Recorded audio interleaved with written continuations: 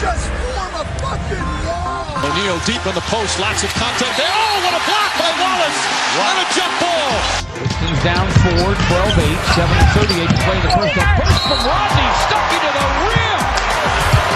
Count that baby and a foul. Reggie inside for Andre and a dynamite dunk. Pistons fans, hello and welcome to another edition of the Palace of Pistons Podcast. Brendan Johnson, Aaron Johnson, and Ryan Paye, all here with you again this week. We are 3 days into training camp, and boys, I heard we were getting our ring sizes put in because Coach Casey feels like he maybe has a pretty good team on his hands after a few days. I know Aaron's already put his order in, let alone get his ring size. His design is already done. Already got his design done. It's not just Coach Casey. I love D Rose and diamonds. Oh, how the tables have turned. Yeah, seriously. It's between Casey and Derrick Rose, you might as well book it. The Pistons are going to be your 2020 NBA champions the way they're talking. So, my goodness. I'm not going to lie, I'm a little jittery, though, to see all this Derrick Rose stuff. We got to get into it, boys, but I'm not going to lie. Brandon's flustered. He's flushed. He's blushing. You can tell, this is sincere. Aaron thinks his team's going 15 in Loserville, dude. Oh, is that true? Look at Aaron's face. Is that true? You know what? We'll see. They'll have to prove it to get me to change my opinion on their offseason. You guys know how I felt about the offseason. It's been one of the best in recent history. Just kidding. Oh, you guys know that's not how I felt. That's not how anyone on this podcast felt. Not on this podcast, but others felt very strongly that this was an amazing offseason.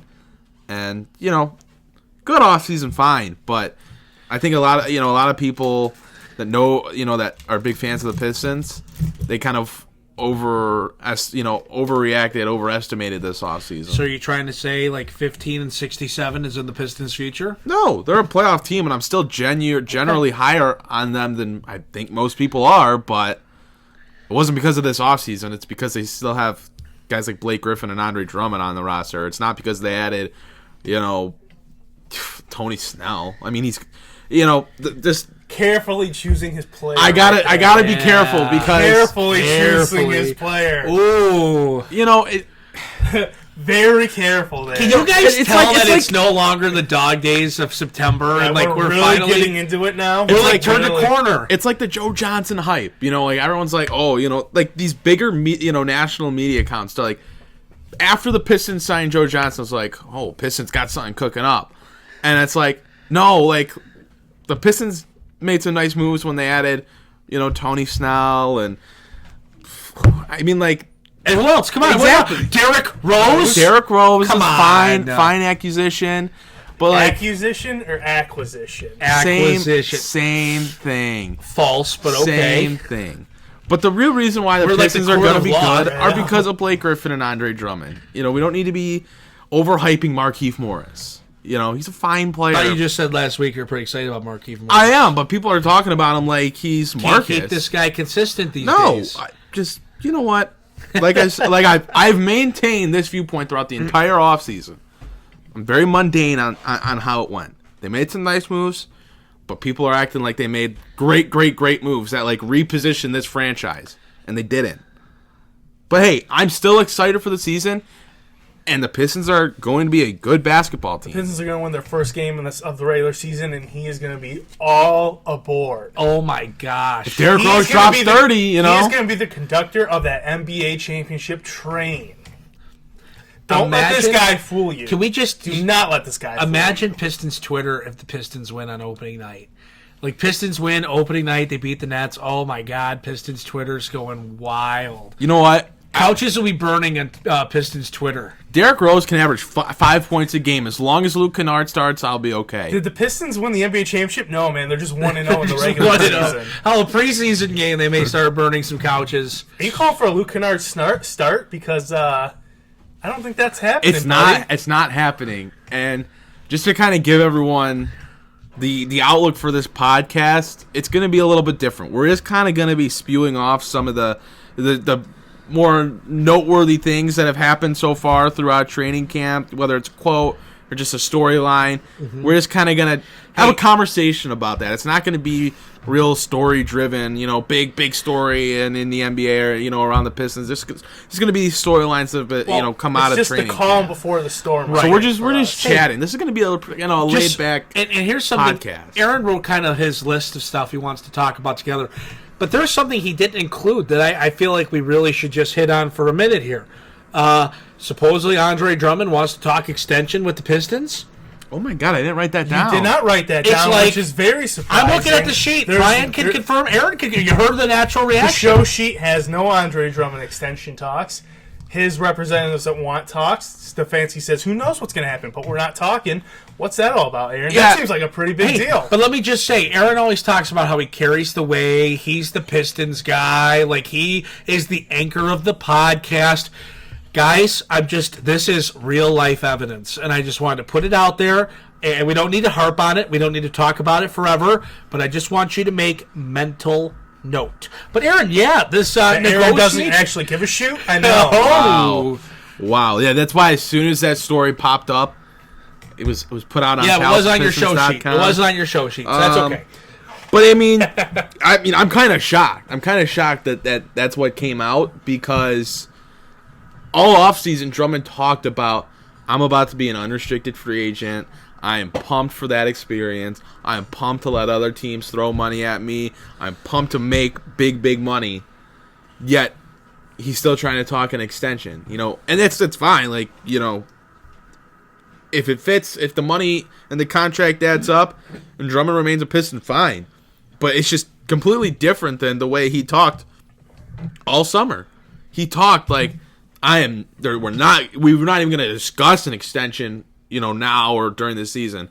I'm going into unrestricted free agency. I'm going to talk to other teams, and I'm going to try to maximize my money.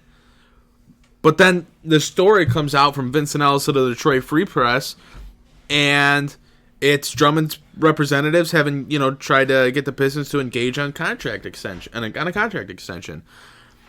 And rightfully so, Ed Stefanski saying, let's see where this season takes us. Don't throw max money at Andre Drummond right now. I think we're all in agreement there. But don't insult him and say, we're only going to give you $18 million. Or something, lowball him like that. Because then he's going to be like, all right, trade me, because I'm not doing this. It's a story that I wasn't expecting to come out, especially like right on the heels of training camp. I think it's just out there to get you thinking. To be honest, I don't know how much I really read into it. That very easily could be a planted story that's like, hey, we're on the same page. But you know what? Let's just get the people. You get the people thinking. It's like a Blake eyes emoji tweet. People going. Let's get the people going. Get the blood flowing. Get the juices going. Get you ready for Pistons basketball. The NBA never sleeps. Never. But I kind of agree with you. I don't know how. I feel like it's like this is Andre's way of putting out his eyes emoji tweet. Right. It's just NBA theatrics. I don't know. It's big news, I guess, for where we're at right now in the offseason / beginning of training camp. Right. But I don't know. Stefanski put it to bed pretty quick. He wasn't about that conversation, about those talks with the media. Right. Like, he was just like, I'm not talking about it. We'll talk when we talk. And that was it. Just left it. So, which I don't have a problem with. I'm fine with it. I don't care. I think, in a way, maybe there's some truth with Stefanski in that, and that he's going to be real vigilant on how he spends his money with this team. Which I love that. Because what if Andre Drummond doesn't live up to being, a max player, but he only wants max money? Well, then Stefanski's like, well, you're not going to be a Piston then. Yeah, go get max money. He's going to be fiscally responsible. Mm-hmm. He is. I truly believe that about Stefanski and his team in the front office. So, I know Drummond has proven his worth, but he's going to have to do it again. I like it. I like Stefanski's mindset, and he's kind of taken that approach since he joined the team, since he joined the front office. He's been very, I'm not going to go out and spend big money right now. I'm going to make small moves here and there. And unless something I really think is going to move the needle, I'm not just going to throw some money out there because I have it or I can do it. I'm going to wait and I'm going to see what happens.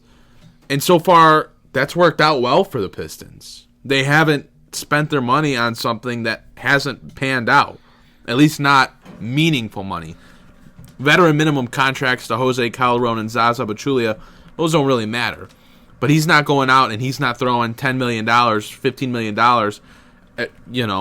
He's not extending Stanley Johnson to that kind of money. He's not extending Reggie Bullock to that kind of money. He's going to go out and he's going to work the buyout market. He's going to bring in a Wayne Ellington. He's going to find Joe Johnson out of the big three to contribute on a veteran minimum deal before he goes out and extends guys that maybe they do deserve a payday, but their payday is going to overpay them just in terms of market value. So I've liked that a lot from Stefanski. When you're as handicapped financially as the Pistons have been, it's the approach you have to take. Agreed. And I do not hate it. I love it. I'm right there with you. So let it, whatever it may be, because that's just how it has to be. Right. So, we're about 10 minutes into the pod here, and God, we've had the hype train going. Got on Aaron's case a little bit. We talked a little bit about Andre Drummond. Well, Aaron's kind of picked out 7 key things from Pistons training camp. And as we record this, they're a few days into camp. So Aaron's kind of picked out 7 key points, which I thought the number 7 was interesting because I looked a little deeper into it. And I feel like Aaron has a little bit of the Stanley Johnson blues going into training camp this year, as he's not on the roster. And we all remember what number Stanley Johnson wore, number 7. And if that wasn't as much of a clue, he's wearing a Stanley Johnson jersey right now. No. For which team? Is that a picture of Stanley Johnson in your wallet, Aaron? Jesus, man. I was watching highlights of Stanley Johnson earlier. I know, of course you were. Not exactly of Stanley Johnson, but he was included in the video. He was included in every clip, though. Stanley Johnson was a hashtag at the bottom in the search that Aaron was looking for, But anyways, so Aaron's pointed out 7 things that I think are interesting from training camp, and I'm going to go in a little bit of a different order than Aaron has them written here on the sheet. But we were talking about Andre Drummond. Let's stick with some post-player conversation. And Dwayne Casey has said he's been really impressed with both Thonmaker and Christian Wood. Of course, there's the conversation of will Christian Wood make the final roster? And he's a guy that could make it. He's a guy that may be the odd man out. But Dwayne Casey saying that he felt good about Thon, giving him that confidence. And Thon's playing with maybe just a little bit more swag, a little bit stronger. But Christian Wood impressing so far through the first few days of training camp as well. Yeah, and that's good to hear. I mean, again, and I wrote about it on PalaceOfPistons.com in our season preview for Christian Wood, but the Pistons need him. They really do. When you look at their roster, when you look at their depth chart, they need Christian Wood to be able to make the team, show he belongs, and play meaningful minutes. This is a guy that's 6'10", has range from outside, super athletic and long. He needs to be able to have a role on this team. The Pistons need that because whether Thon's having a good training camp or not, he's still just not a center. And that's unless the season starts and we see a completely different player, Thon's just not a center. So they need Christian Wood to be something. And hearing that's kind of a hopeful outlook for Wood. The Pistons talked about, at Media Day, they talked about finding a way to keep both Joe Johnson and Christian Wood on the roster. They said there are avenues that they could pursue that would allow that.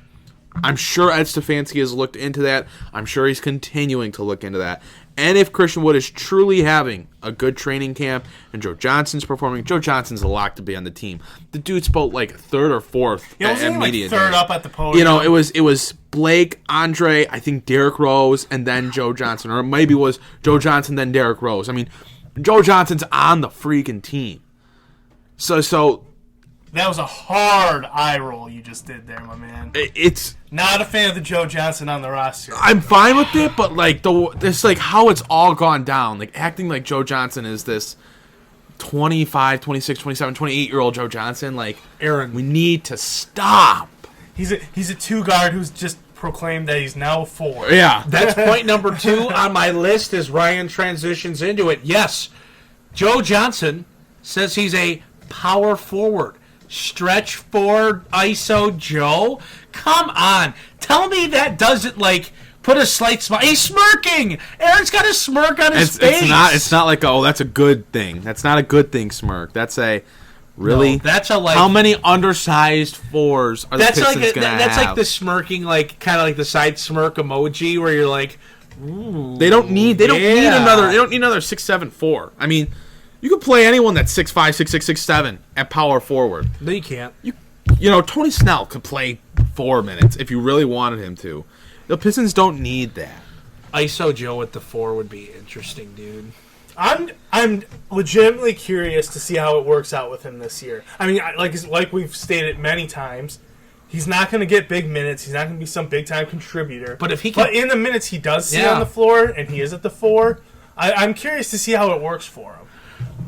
I don't know. I'm not totally against looking at it. I'm not saying it's a lock. Dude, Joe Johnson's going to be the savior at the backup 4. I'm not saying that, but I'm not opposed to giving it a try. The worst case scenario is it doesn't work and you move on. I'm not opposed to trying it though. You have so many 4s, so many backup 4s on the roster. Markieff Morris, Thon Maker, Joe Johnson. Yeah, but Don's playing the 5. Don's playing the 5. That's done. And we've already talked about how he Sekou, shouldn't be. By the way, Sekou, have to add this in. I did pass him at the Lions game on the concourse. Did he squish you like a bug? No. The thing is, I don't think people recognized who he was. Because he was walking nobody was up. Probably not yet. Not yet. So I was with a buddy. And I just go, oh, there's Sekou Doumbouya. He's just like, how the hell did you know that? I'm like, how did you not know that? He's the 15th pick in the NBA draft. The Pistons, come on. He's like, the hell are you talking about? I'm like, that was Sekou. No doubt.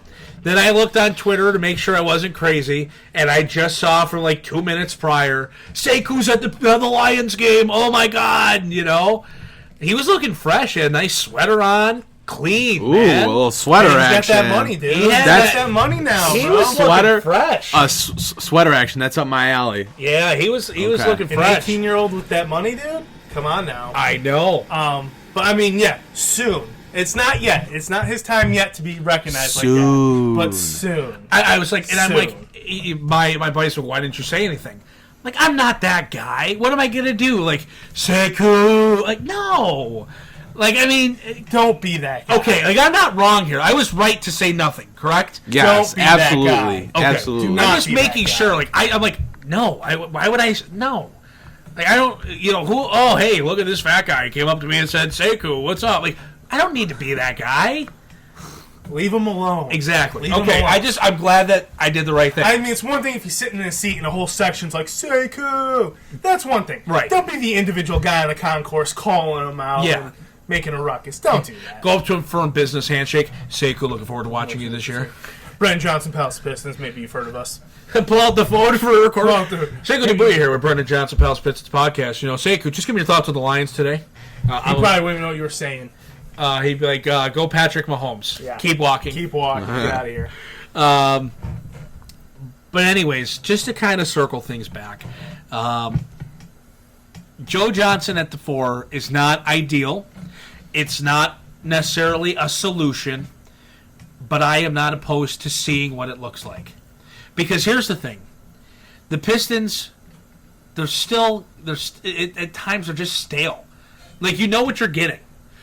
It's just kind of there. It at least it provides something different. I think we can all agree Detroit's not winning a championship this year. I don't know. I think the difference. Aaron's wildly offended. Yeah, wildly. Sorry, Derrick. What did we talk about at the beginning of the podcast? Sorry, Derrick. Dwayne Casey and Derrick ordered. Rose have literally proclaimed that this is a championship But you team. say they're stale and you need something different. The something different is going to be Derrick Rose teaming up with his Kyle Korver and Luke Kennard, going along with Thon at center and Markieff Morris at the 4. Or ISO Joe. That's I'm going telling to be you. different. Come I'm on, not saying dude. that's a good thing or a bad thing, but that's where it's going to be. It's not going to be stale anymore. It's not going to be Langston launching 10 shots a game. from 3 and missing the rim on over half of them. It's not going to be that. It's going to be explosive plays from Derrick Rose to the extent he can now. And it's going to be Luke Sharp shooting off the corner and playmaking. And then we'll struggle with Don at the 5 getting out muscled. That's what the show's going to be now. This is a different show. I'm telling you, the energy is palpable with the Derrick Rose and Joe Johnson acquisitions. Like, there is just a new energy that the outside media, the fan base has. Which is why you have to give it a shot. Like, you've got to keep the attention. You've got to keep the energy. You need it. You need to feed off of it. That's why, if it doesn't work, pull the plug. Let it go. Sorry, it didn't work. But that's why you have to try it. Like, and I'm not saying it needs to be even a rotational thing every night, but you've got to give it a little bit of a chance. Like, if you're going to keep Joe Johnson on the roster, you've got to find some way to utilize him, even a little bit, just to keep it interest. Because guess what? 4 or 5 games in, when Joe Johnson doesn't play, then nobody's going to care about that anymore. And if Rose is killing it and he's doing his thing, like we're hoping he's going to, okay, there's going to be the energy around that. But if Rose is just all right and Joe Johnson doesn't play, then all the energy's gone. All that momentum and hype is gone. I'll say this. When was the last time there was really hype coming out of Pistons training camp? The last time probably was like 06. Right. So maybe 07. They are going to harness this for all it's worth. They need to build some sort of story, some sort of hype, some sort of excitement around this franchise. Mm-hmm. It's been a dead franchise for the last decade. Yeah. Now you've got Blake Griffin doing his thing, playing the best basketball of his career. Can I just say, what's sad? It's probably been almost longer than a decade. Yeah, you're right. It's more than it's only like 11, 12 years, but it's more than a decade. It is. And now you've got Blake Griffin. Granted, he's 30, but he seems to be playing the best basketball of his career. Right. You've got Andre Drummond coming into this man-child form of, I'm going to put up 18 and 16 every night. Which is what we talked about for years. Like, that's what Drummond can become. And if at the end of last year is any indication, that's what he's becoming. And then you've got this Derrick Rose reviving his career and his life here in Detroit. Joe Johnson coming from the sky in the big 3, like Luke Kennard. What's he going to do? There's this whole new... We saw this man in the playoffs. We saw him grow into a man in the NBA in the playoffs. Can he harness that and continue that? There's this hype now. And it's been dead around this franchise for more than a decade. And even if you think it's kind of, garbage and silly to have hype around certain things and aspects of it, they've got to harness it. Because it's all they've had for the last 12 years. They have to keep it. Right. They're going to sell it to you. They're going to sell it as hard as they can. Right. Whether it's a true sale and a true product, or they are absolutely bluffing. They are going to sell it to you. They have to. I agree. They have to. They have to generate buzz. They can't go another year of selling 10 seats and having the rest of this LCA empty. They just can't do it. I mean, the difference is, and you already kind of talked about it, Ryan, instead of Jose Calderon, Langston Galloway, and these non-factors, it's going to be Derrick Rose and Joe Johnson. And Luke Kennard, like those kind of names. Right? Joe Johnson may not still be in the mix. That's why I'm saying you got to give it a chance. You got to find a way for him. You have to get him in. It's just like the names on the roster. They're just they're more flashy. There's a flashiness to Derrick Rose and Joe Johnson that the Pistons weren't doing. They weren't going after. And, that's fine. Derrick Rose was good last season. I mean, it's just... it's different. I don't disagree with you. I'm not saying, they shouldn't be doing what they're doing. Mm-hmm. But it's felt like the same old story for the last 10, 11, 12 years. And this year, sure, is the starting lineup not necessarily upgraded because it's the same 4 with Tony Snell, who's very much interchangeable with, a Reggie Bullock, Wayne Ellington, right? But then off your bench, there's... former MVP who's coming back into it. One of the Morris twins. We loved Marcus. Now let's see Markieff. You know what I mean? Right. Luke Kennard, one of our future pieces, our foundational pieces in the future, or what we hope. Is he taking that? They're selling something different this year, and they have to keep that going. Well, you talk about the bench unit, if you will, but That bench unit may get utilized late in the game, as Dwayne Casey has said that Derrick Rose will close games for the Pistons. And that's interesting because whose spot is he taking out on the floor? And who's sitting? Tony Snell, Luke, or Reggie, or Bruce? Bruce will not be in at the end of games unless the defensive stopper is absolutely needed. No, I think the 5-man lineup at the end of the game would be Reggie, Derrick, Luke, Blake, Dre. I agree with that. I think there's unless Snell's on his BS. There will be days that it's Reggie out. There will be days that it's Luke out. There will be days that it's Tony. The general consensus on it. Yeah, I think that I think the lineup should be, in an ideal situation, it should be Reggie, Derrick, Luke, Blake, Andre.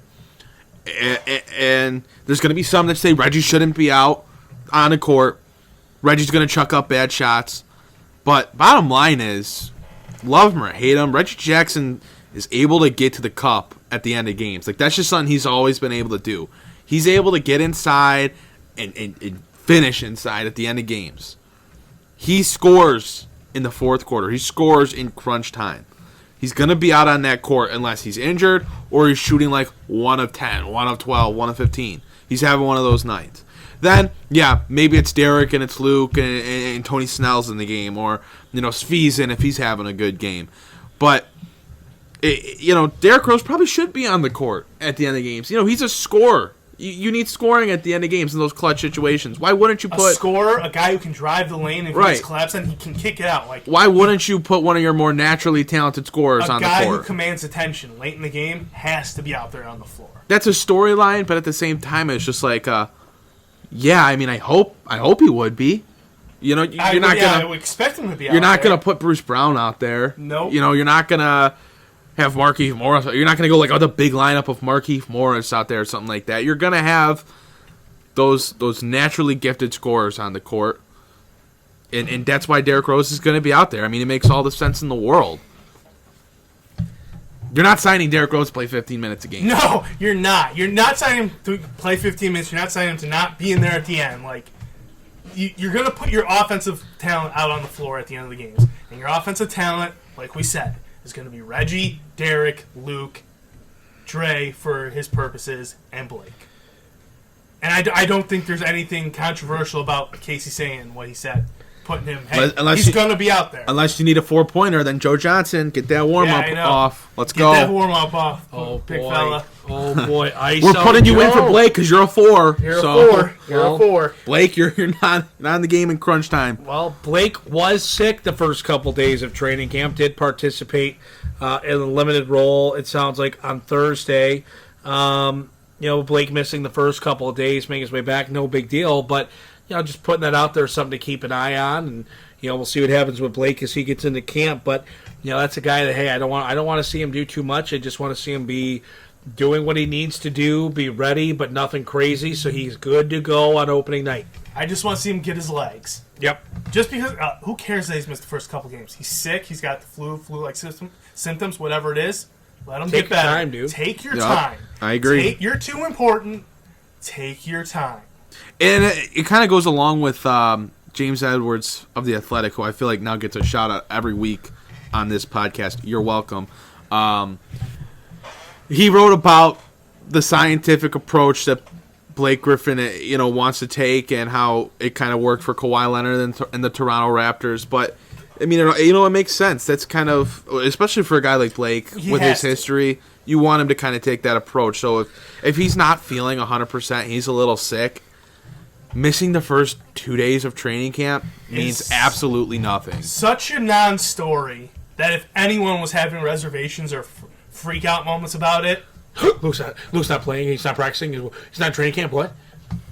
What's going on? We all got to settle down. It's such a non-story. So who cares? As long as this guy's able to get his legs under him by the time Game 1 rolls around of the regular season, that's all. Mm-hmm. That's all that matters. Yeah. I'm not looking for this guy to waste his minutes and his time and his energy in the preseason and training camp. Right. I'm looking for him just to feel like, hey, I'm in good game shape. Like, I've got my legs. That's it. No stress on the body. Right. Well, I'm looking through Eric's list here. We talked about Christian Wood Thonmaker. We talked about Joe Johnson saying he's a power forward. We've mentioned that Blake was sick, missing the first couple days of training camp. We have talked about Dwayne Casey saying Derrick Rose will close games. Kind of sticking to Derrick Rose. Aaron's got a lot of Rose on the sheet, guys. He's got two more Rose. As much as he wasn't for it. Two more Rose topics. I'm just going to combine into about. one. Two things. One, we've already hit on it because we're doing it. Well, at least maybe I'm doing it a little bit. Everybody is raving about Rose. That's guys in the locker room. That's the coaching staff. That's the fans. That's the media. Everybody is raving about Rose. And Rose is still saying championship. He's still talking championship, which I'm not going to lie. Even if it's unrealistic, I love it. Because you know what? No one in Detroit has sincerely talked about championships since 2007. No one. Yeah, I mean, no one has. No one's even thought about mentioning it. And it's all Derrick Rose to talk about. I'm just looking to win a title. And I can do that in Detroit. It's like, are you sure you can, dude? I love your passion, I love your excitement, and I love your belief, but are you sure? Everything about me wants Derrick Rose to, be 2011 D. Rose and just absolutely shock the world and go absolutely bananas. Hey, Bruce Brown can play point guard. See you, Bruce. You're out of the lineup. Backup point guard. D. Rose into the starting lineup. Oh, my God. Everything in me just... It's obviously such a pipe dream, but oh, my goodness, that would be so amazing. Just the raving reviews that he's gotten from teammates and from the coaching staff just within these first few days of training camp, it just backs up that narrative that there's that different excitement about this team. And, a lot of that stems from Derrick Rose. It's crazy how much of a factor that he's already had on this team before they've even played game one. There's just that different energy. And it's good to hear that there's a lot of excitement about him and that he's playing well and he looks like a really good player. That's good. The Pistons need that. They need something to hit because they're stuck, in that we're probably going to top out as a 5 seed. They need something unique to hit, whether it's Sekou or Derrick Rose or Luke Kennard, whatever. They need something to help lift them. They probably need multiple things to help lift them up into that upper echelon of the Eastern Conference. And if Derrick Rose has some great season, it's going to be insane. I'll say this about preseason and off-season hype. Temper your expectations. You need to see it to believe it. I am a fan of teams who have had constantly spewing off-season and preseason hype and never deliver on it. And when you buy into that, you know nothing but heartache and pain. Wait until you see it on the court. If we're through 10 games and it's like, oh, shoot, these boys are here to play, all right, let's hop on that train and let's just go all in. But let's not act, as much as I enjoy the Derrick Rose signing, I think he's going to be a very nice piece for the Pistons. Let's not act like he's going to come and save this team and save this franchise. Him or Luke Kennard or Joe Johnson or, even Blake Griffin. Let's not act like it's some big, bad, awesome experience. Let's temper expectations. Let's see what happens on the court. Folks, you could tell this man has been hurt before. One too many times. It's all I know is pain in sports. It's like you're a Michigan football fan. Yes. We know how that's gone. And hey, you're a Lions fan. And everybody's know how that goes. Everybody's hyping the Lions right now. Just waiting for that train to crash. I've seen this movie 1, 2, 8, 100, 1,000 times. We have to see it before we just let this off-season hype consume us. We have to see the product. We can't just believe in the previews that are written in a newspaper that you're not actually seeing anything about. You have to see it on the court. And if it shows up on the court for an extended period, okay, I'll jump on in with you guys. But temper expectations. It's nice to hear hype coming out of preseason or you're right. training camp. No, it's you're very right. nice to hear it. Oh, yeah. Trust me. Like I said, it's been a decade plus since we've heard anything. And I know no one's actually buying the championship stuff. I know that. But still, all this hype that's still coming out, temper. There's still like recalibrate. There's still a recalibrate. There's still a ceiling fifth seed in the Eastern Conference. Yes. Let's see it first. Let's just see it first. And if it's there, then yes, I'm not saying don't fully embrace the team, but just hold off on the hype for now. You can embrace the team while understanding your expectation. Just temper expectations. Recalibrate. I think that covers everything on Aaron's list besides, and we've talked about him, though, enough. I mean, Luke Kennard, he's added some weight. He looks stronger. He's impressed Coach Casey as well. Can I just add a point on this? Yeah. It's with him and Derrick Rose. And Derrick Rose says he's like my Kyle Korver. And that's awesome. And that's great. And no offense to Kyle Korver, because I enjoyed Kyle Korver when he was in his prime. But don't we want more than Kyle Korver from Luke Kennard? Yes. Don't we want more? At the end of the day, if we got Kyle Korver out of Luke Kennard, would I be mad? No. But would I want more? Yes. Do I think he can be more? Yeah. Shouldn't we want more than Kyle Korver? Oh, yeah. I mean, Kyle Korver made a fantastic career for himself, being one of the best shooters to ever grace the game. Very much enjoy Kyle Korver's game. But Luke Kennard has more to his game than just shooting, and we've talked about that. The ball handling, the playmaking, the getting to the cup. Even though he hasn't statistically finished the best at the rim, he can drive, and he has a couple moves inside to where, as he talked about, he put that strength on, he put that weight on, and he's still quick. He feels like he's going to be able to get inside and score more efficiently this year. Like, Kyle Korver's always just been that knockdown, spot-up shooter. He's never been a secondary ball handler, secondary distributor. Luke Kennard can be that. And there's an expectation for him to do that. And he's done that in waves throughout his career. So there should be a higher expectation than that. And that kind of worries me from a standpoint of if Derrick Rose thinks that Luke Kennard's just his Kyle Korver, how much is that going to take the ball out of Luke Kennard's hand? Is Luke Kennard not going to get as large of a role as he needs to have? Because we've all said Luke Kennard needs to take a lot of shots. He needs to have the ball in his hands a lot. He needs to have a big usage percentage.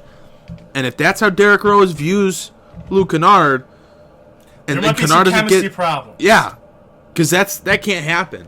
Kennard has to get the ball. Kennard has to be helping orchestrate the offense, being able to drive, getting those shooting opportunities, of course. But he cannot just go stand in the corner, wait for me to pass you the ball. Luke's got to be touching the ball. Luke's got to be dribbling it. There's got to be more to it because he's already shown he's more of a basketball player than a knockdown shooter. Yeah, he can do that, but there's just more to him. You can't have that. Not at all. No, you're absolutely right. And it's interesting to see because if that's all Derrick Rose thinks about Luke Kennard, then it's going to be a long training camp, preseason and season. But I'm sure it was said as a compliment. It was meant as a compliment, and I'm sure he'll see the value that Dwayne Casey's putting on Luke Kennard and the value Blake Griffin puts on Luke Kennard. Yeah, so I'm pretty sure Blake Griffin is a huge advocate of Luke Kennard. So I think you'll see that, and it was meant to be a compliment, but it's just interesting because don't we want more for Luke Kennard than Kyle Korver? So I just thought that was interesting. Yeah, no, I agree. But again, I think it's a compliment. I think it's gonna be okay. Interesting comment to be made though. But Aaron was definitely right in his analysis of it all. Yeah. So anything else, Aaron? You want to hit on from training camp? We're only a few days in. There's a lot of stuff going, and there's going to be more storylines. I mean, we're going to continue to have things coming our way. Yep. Next week's pod should be pretty exciting as we continue to break things down. But I thought that was a pretty good synopsis of the first few days of training camp. I mean, there's only going to be so much that happens, and those are the bigger things that have come out of training camp so far. So take it and run with it, We just made a podcast out of it. You're welcome. This is your weekly viewing, listening experience for the Palace of Pistons Podcast. You're welcome for that. Dang, Aaron's throwing out there, you're welcome. Were people even saying thank you? I don't even know. Here's the thing. How about fans thank you? Right, yeah. You're still here. Yeah, thank you. You're still here. Thank you. For riding out that long off season. It had its wild moments. Russ Westbrook It had its times. I was going to go with the Michael Beasley signing, but okay. Sure, I mean, whichever roller coaster you prefer, I guess. But, I mean, it had its times, but we also hit that lull. And we're still here. And you're still here. So thank you. Yes. Thank you. Aaron, you can, Aaron doesn't appreciate it, I guess. Oh, That's okay. wow. Wow. Paint me as the bad guy. Well, Aaron didn't want to talk Andre extension, and he doesn't want to thank the fans. That's what I want you to take Big from Pistons today. guy over here. But he's got his You championship ring live submitted. long enough to see yourself become the villain. You know? You were never the hero. Oh, Jesus. Oh, Jesus. With that being said, maybe just follow Ryan and I on Twitter at Media Brendan at Ryan Paye. Maybe it's time to cancel Aaron. Cancel culture. Cancel culture. Hashtag unfollow at AJohnsonNBA. I'm kidding. Don't do that. As much as I would find that funny. Don't do that. You can also follow us at Palace of Pistons on Twitter. Of course, we're on YouTube, Facebook, wherever you're listening to the podcast. Like it, rate, review, subscribe. Hit us up. Ask your questions. Give us feedback. We'd love to get that fan interaction. A few weeks ago, we did the whole fan question pod where we went through and we saw the tweets. We were just going in and picking the best ones, and we got some pretty good participation on that. So, we'd love to hear from you. We'd love to talk about what you want to hear. And, of course, we're going to keep bringing you pretty good Pistons insight. Sometimes we'll be right, sometimes we'll be wrong. But, hey, if 33% is league clip, well, then we're doing okay. Hey, man. Okay. League clip. Okay. League clip. We're going to end it just on that. Okay. We'll see you next time for the Palace of Pistons podcast.